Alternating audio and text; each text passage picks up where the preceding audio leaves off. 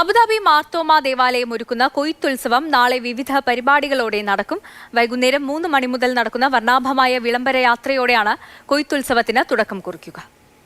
സഫ മാർത്തോമ ദേവാലയ അങ്കണത്തിലാണ് ഇടവകയിലെ 2000-ലേറെ കുടുംബങ്ങൾ ചേർന്നൊരുക്കുന്ന വമ്പൻ മേളയ്ക്ക് അരങ്ങൊരുങ്ങുന്നത്. രാവിലെ 9:30 നടക്കുന്ന വിശുദ്ധ കുർബാന ശുശ്രൂഷയിൽ വിശ്വാസികൾ ആദ്യഫലങ്ങൾ ദേവാലയത്തിൽ സമർപ്പിക്കും. പ്രശസ്ത പിന്നണി ഗായകൻ Immanuel Henry, Vijay TV star singer fame, Afina Arun എന്നിവർ നയിക്കുന്ന ഗാനസന്ധ്യ, അറബിക് ഫ്യൂഷൻ നൃത്തങ്ങൾ തുടങ്ങിയ പരിപാടികൾ ഉൾപ്പെടുന്ന സ്നേഹതാളം എന്ന സാംസ്കാരിക പരിപാടിയും അരങ്ങേറും.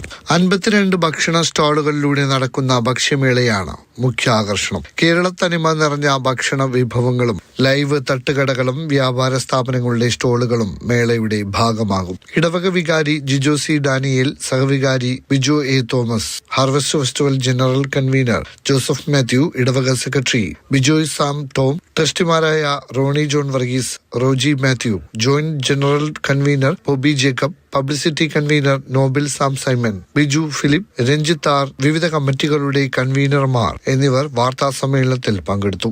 Mathrubhumi news, Abu Dhabi.